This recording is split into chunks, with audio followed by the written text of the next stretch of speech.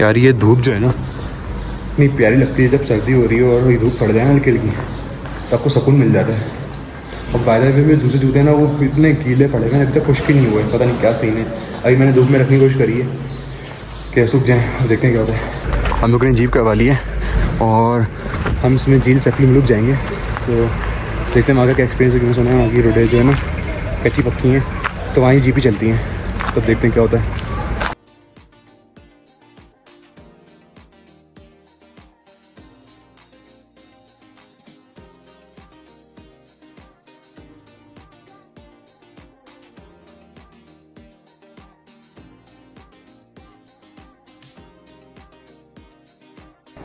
भाई झील सैफुल मुल्क पहुंच गए।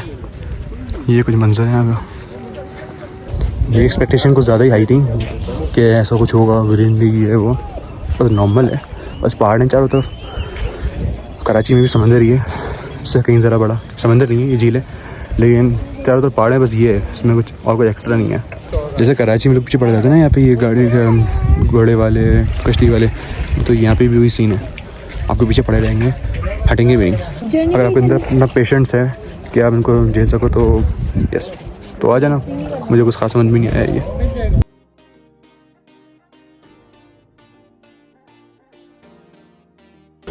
बस यहाँ पे ना सिर्फ ये पहाड़ हैं इस तरह के, सामने है ग्लेशियर, बर्फ़ जो होती है, यहाँ पे आप स्लाइडिंग कर सकते हैं बच्चे अच्छे। तो ये जगह है, देखिए वहाँ पे भी है, ये सीन है। बाकी कश्तियाँ इस टाइप की हैं, वाली कश्तियाँ नहीं जो मैं लास्ट ब्लॉग में आपको दिखाई थी, सिंपल कश्तियाँ यहाँ पे ना।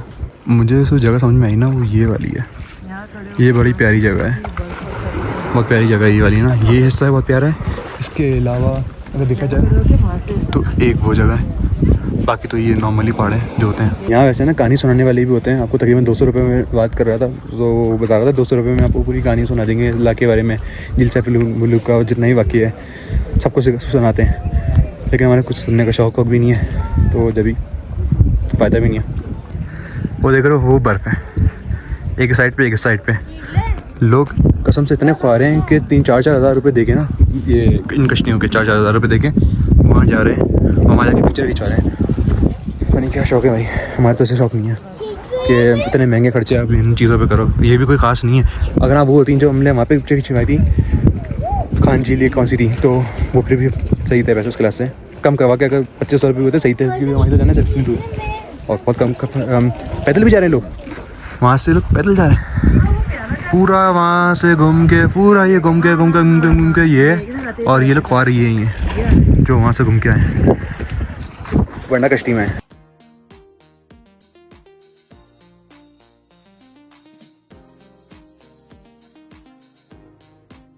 और अगर आपको कोई इंटरेस्ट नहीं है झील सैफुल मुल्क की स्टोरीज़ में, तो 5 मिनट का स्किप करके उसके आगे कंटिन्यू नहीं करना। जो शहजादा था जिसके नाम के ऊपर ये झील का नाम रखा गया, ये था जी शहजादा था मिस्र। उसे जी एक दफ़ा ख्वाब आया, इशारा हुआ शहजादे सैफ को। ख्वाब में उसने ये वाली झील को उसने देखा और परी को भी देखा। परी का नाम था बदर जमाल जी। बदर जमाल परी जो थी सारी जी बहुत खूबसूरत परी थी, सब परियों की मलका और शहजादी थी। सुबह उठकर शहजादे सैफ ने अपने वालिद को ये ख्वाब सुनाया। शहजादे ने, वालिद उसका जो था जी मिस्र का बादशाह था, शहजादे का बादशाह ने कहा कि बेटा वो परी जो है नारी है, नारी चीज़ आपको नहीं मिल सकती। नारी मतलब होता है आग वाली, नार से बनी होती है, इसलिए आदम ज़ात को नज़र नहीं आती। शहजादे ने अपने वालिद को कहा कि मुझे परी मिला या ना मिला, मैं झील देखने ज़रूर जाऊँगा, मुझे इजाज़त दे दो। वहाँ से इजाज़त मिली है शहजादे को। शहजादा अपने घर से निकल आया मिस्र से। आते आते रास्ते में उसे कोई अल्लाह वाला एक मिला, वली बुजुर्ग। उस वली बुजुर्ग का साजी वहाँ रास्ते में मज़ार था, कोई रेबी वली था रास्ते में बैठा हुआ। शहजादा वहाँ से गुजर कर आ रहा था झील की तरफ, झील ढूंढ रहा था। उस वली ने शहजादे से पूछा, ऐ शहजादे आप किस लिए उजाड़ जंगल में घूम रहे? शहजादे ने कहा कि मैं तो ऐसी झील है वो झील देखने जा रहा हूँ। उस वली बुजुर्ग से बाजी जी शहजादे को सुलेमानी टोपी मिल गई, मैजिकल कैप। टोपी मिलने के बाद उसके कब्जे में जिंद आबिद जनात। उन जनातर शहजादे को मिस्र से उठाया, वहाँ से यहाँ लाकर उतारा गया झील पर। यहीं पर उसने झील देखी, झील की पहचान की। शहजादे ने कहा कि झील तो यही है जो मैंने ख्वाब में देखी है, अब मुझे परी जो है वो यहाँ कैसे मिल सकती है? जिन्होंने कहा कि इसके लिए चेला करें, अल्लाह की इबादत करें 40 दिन। 40वें दिन की बाद उसने दुआ मांगी। उसी दिन में कहते हैं कि वो परियां यहाँ आने के लिए आ रही है कोई काफ से।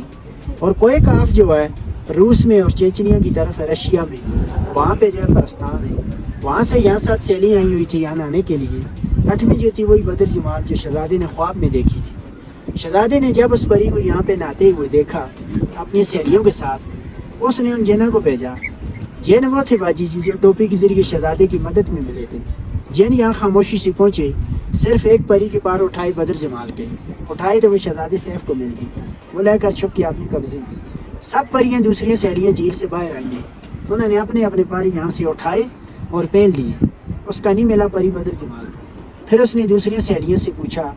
सहेलियों ने भी कहा कि अभी कोई मालूम नहीं। दूसरी सहेली वो यहाँ से भाग गई। बदर जमाल वो यहीं रहेगी अकेली। फिर शहजादा उसको देख कर यहाँ उसके सामने आए। परी और शहजादा दोनों इस नारान के तरफ चले गए। रवाना हो गए बाजी जी। इस नारान में इंसानों की बादी नहीं थी, ये जंगल बियाबान इलाका था। सब जना पूता कह रही है।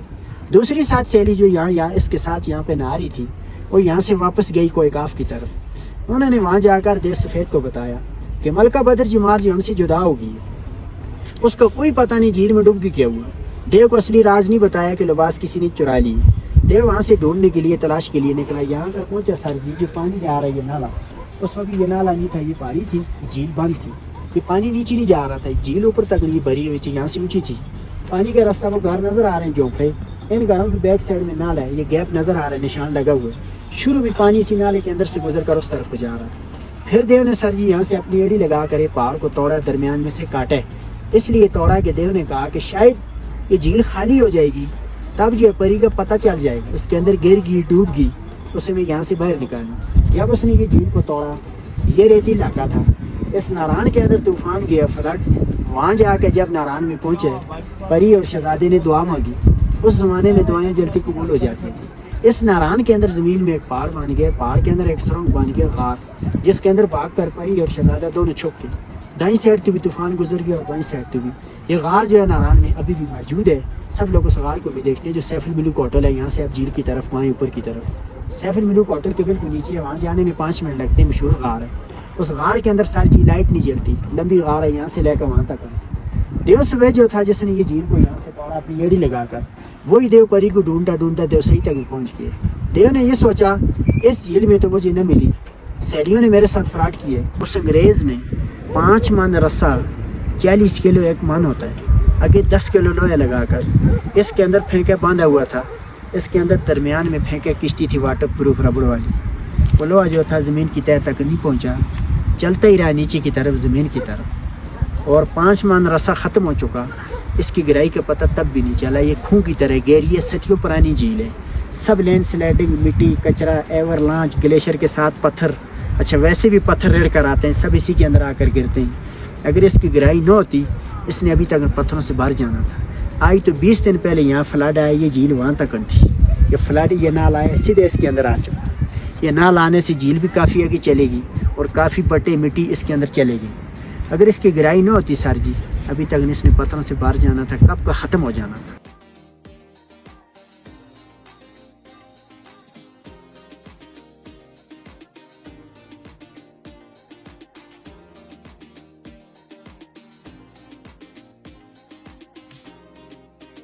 अल्लाह का शुक्र पहुंच गए, लेकिन सारे अंचे मंचे ढीले हो गए।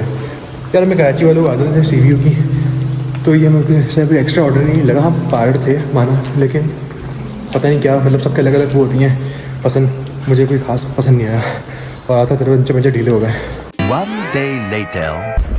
तो फिलहाल अभी चेकआउट का टाइम हो गया है और टाइम तकरीबन 10:30 हो रहा है और आज धूप भी नहीं है, तो इसी की वजह से आज थोड़ी सर्दी भी लग रही है। और आज इंशाल्लाह कश्मीर जाएंगे, सो साथ चलो और कश्मीर विज़िट करते हैं। कश्मीर कैसा है, कश्मीर में हम लोग पहली दफ़ा जा रहे हैं, पूरा पाकिस्तान टूर में पहली दफ़ा ही करा है और कश्मीर भी चेक करते हैं। कश्मीर की तारीफ़ें सुनी है मैंने, जैसे नारायण कागन की सुनी थी, तो ये बहुत खूबसूरत है। कश्मीरी भी मैंने ऐसी तारीफ़ें सुनी है, तो वो भी देखेंगे और पाक और इंडिया का बॉर्डर भी देखेंगे इंशाल्लाह।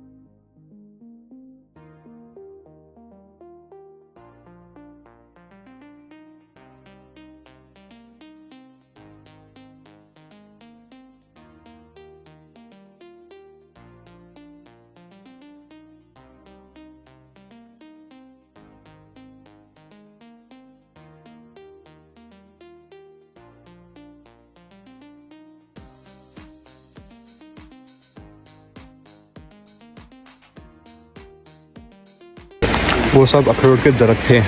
और अभी हम लोग आए हैं ट्राउट फिश खाने, तो वो भी देखो जाके। तो अभी हम आए इस वाले ट्राउट फिश फार्म। अभी वो ज़िंदा निकाल के खाएंगे, तो फिर देखते हैं कैसी होती है।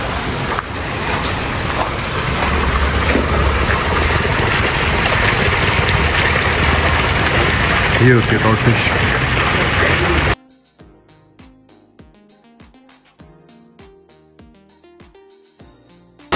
तो भाई निकालना बहुत मुश्किल है इसको, ये वही निकालते हैं जिनका काम है। ये ब्राउन वाला, ये छोटा दाना है, ये ब्राउन है। तकरीबन जो 1 किलो होती है ना, वो तकरीबन 4,500 रुपये की होती है। इसको ये इस तरह डाल दे रहे हैं ताकि इसकी जान निकल जाए और फिर हम खा सकें। और फ्रेश निकाल लें रुकना इस तरह। तकरीबन ये 1 किलो 4500 रुपये की है और महंगी है काफ़ी, लेकिन पता नहीं, मैं तारीफ़ सुनी है इसकी कैसी होती है। इसमें 2 होते हैं, ब्राउन होती है, एक ब्लैक होती है। ब्राउन जो होती है वो ताकतवर होती है और अच्छी भी होती है। ब्राउन इसमें से शायद ये वाली ब्राउन होगी, वो वाली, और ये काली वाली होगी, होगी ये वाली, ये वाली होगी। यहाँ बैठ के खाएँगे ताकि पानी ही बैठ के खाना खा लें और ट्रॉट भी खा लें, एक ही उसमें 2 चीज़ें। बड़ा ठंडा पानी है यार ये, और पूरे जूते गीले हो गए। इसके पहले पुराने वाले भी गीले हुए थे, तो अभी भी कुछ नहीं हुए, और ये अलग गीले हो गए। खैर ये व्यू है यहाँ का। चलो यहाँ भी बैठ गए और खाना भी, ट्राउट भी खा ली नहीं, मतलब खाएंगे, ऑर्डर तो दे दिया, तो खाते हैं और चेक करके बता दें टेस्ट कैसा है। दिखने में तो सही लग रही है, बस अब देखते हैं कि टेस्ट कैसा है, क्योंकि तारीफ़ें तो काफ़ी सुनी इसकी हमने।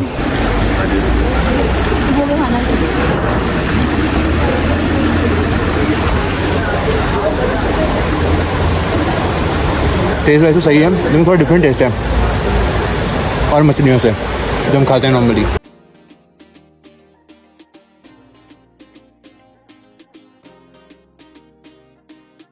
इसका जो अंदर से गोश्त है ना, वो है पिंक कलर का, यहाँ से पिंक है। इसका टेस्ट जो है ना, तकरीबन आप ये कह सकते हो कि इसका टेस्ट ना चिकन जैसा है तकरीबन। मुझे ऐसा लगा पर्सनली कि इसका टेस्ट है ना वो चिकन टाइप का है, जो फार्मी चिकन होती है। लेकिन मज़ेदार टेस्ट था, ऐसा नहीं कि बुरी है, लेकिन बहुत अच्छी है। बुरी बहुत ज़्यादा अच्छी भी नहीं है, मतलब अच्छी है। लेकिन एक और सी खास बात है, वो है इसके अंदर हीक नहीं आ रही। जो हीक आती है मछली खाने के बाद हाथ से, वाली हीक नहीं आ रही इसमें। और अब मज़ीद आगे चलते हैं, देखते हैं कहाँ रुकते हैं। ऐसे रुकने का कोई दिल नहीं चाह रहा, दिल चाह रहा डायरेक्ट कश्मीर पहुँच जाए, क्योंकि तकरीबन 2 घंटे तो हो गए गाड़ी बैठे बैठे। अब देखते हैं कितना टाइम लगता है। यार फिर पानी भरने आया हूँ यहाँ पे ना, ये पानी बहुत मज़ेदार किस्म का पानी है ये ना, ये पानी बड़ा VIP है, तो फिर भर लेते हैं, फिर पता नहीं कब पीना हो।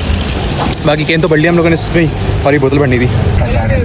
ये शुक्रान, यहाँ से जाते हैं। ये देखिए रास्ता पक्का बना हुआ।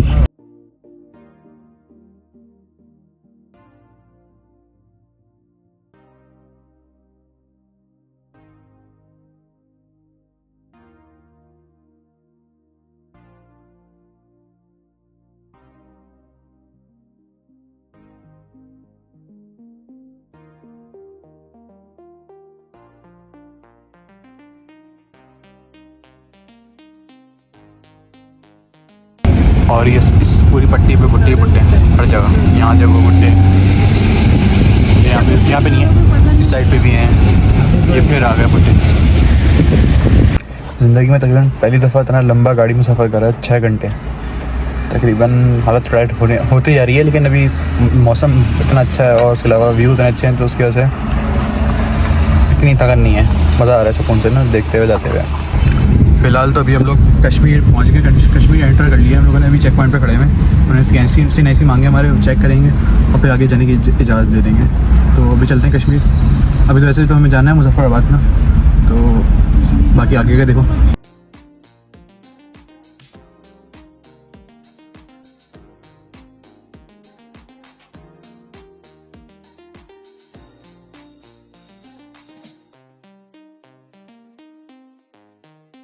तो ये लवाल गली डैम है, जो कि कौन सा बता रहे थे आप, कौन सा डैम से लगता है जाके? डैम कौन सा लगता है? नहीं वो जो बता रहे, दरिया किनार है, दरिया किनारे यहाँ पे रुकता है।